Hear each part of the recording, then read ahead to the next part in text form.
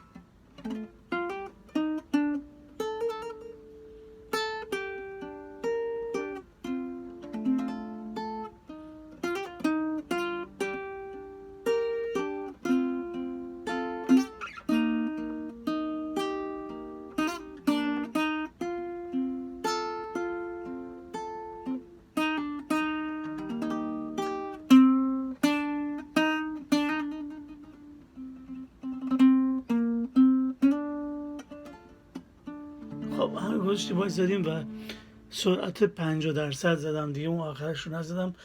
ولی میخواستم نشون بدم که اگه بخواین آهنگ یاد بگیرین شاید بد نباشه سرعت آهنگو کم کنید، چون بعضی موقع دوستان مثلا میگن که خیلی تون زدی و یواشتر بزن. شما خودتون میتونید سرعت رو کم کنید تو یوتیوب و میتونید سرعت رو مثلا 50% بکنید، 75% بکنید، 25% بکنید و این کار بکنید. ولی این آهنگ خیلی قشنگی است و ایشون خواننده هم روی نوت غربی میخونه، یعنی با اینکه مثلا دستگاه شور هستش ولی که ایشون خیلی رو نوت غربی میخونه و یه خورده دقت بخواد برای اینکه آدم این کارو بکنه، چون خیلی از ما عادت کردیم مثلا ایرونی بخونیم و این یه جوریه که باید درست با اینکه در حقیقت تقریب اون شور هست رو اون تقریب باید بخونیم. برصد من هنوز خوندنش هم یاد نگرفتم، حقیقتش نرسیدم به اونجا که مثلا بگیرم بخونمش. فقط اون دفعه همینطور زمزمه کردم باش آن رو که داشتم میزدم و اونطوری جلو رفتیم. ولی میخوام دوباره همون تکنیک رو بهتون نشون بدم.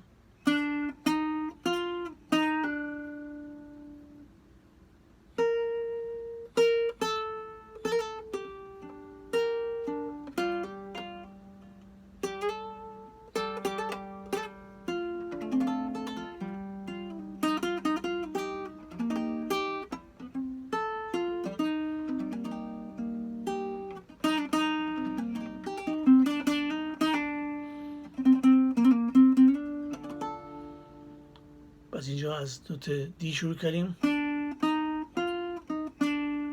و میام اینجا تا نوت بی فلت.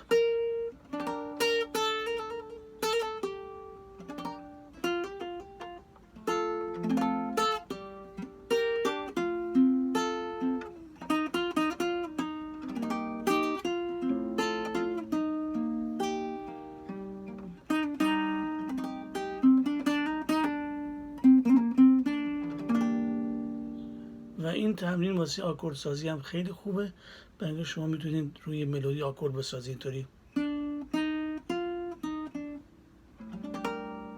اینجا آکورد جی ماینر هست،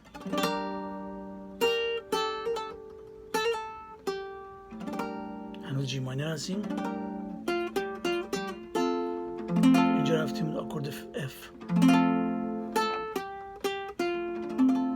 اینجا آکورد ای فلت ببینیم.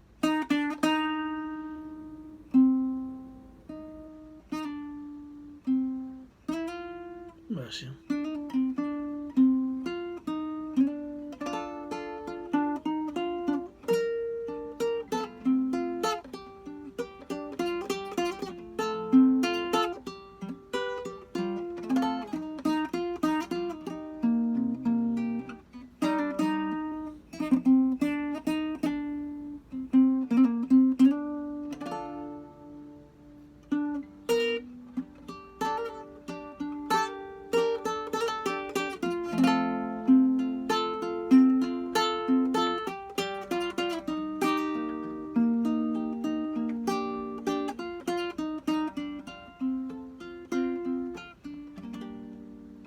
پس می‌بینید که آکوردهایی که استفاده کردیم بیشترش همین جی ماینر بود، دی ماینر بود، اف بود و ای فلت بود و بعضی جا میتونید سی ماینر استفاده کنید. به فارسی هم بگم ری مینور، سول مینور، می بمول، دو مینور.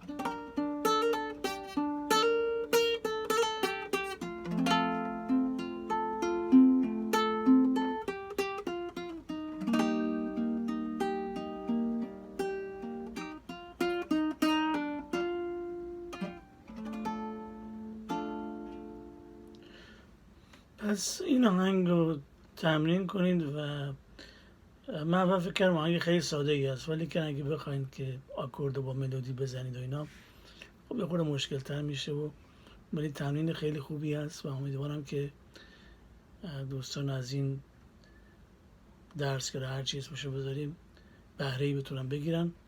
خدا نگهدار همگی.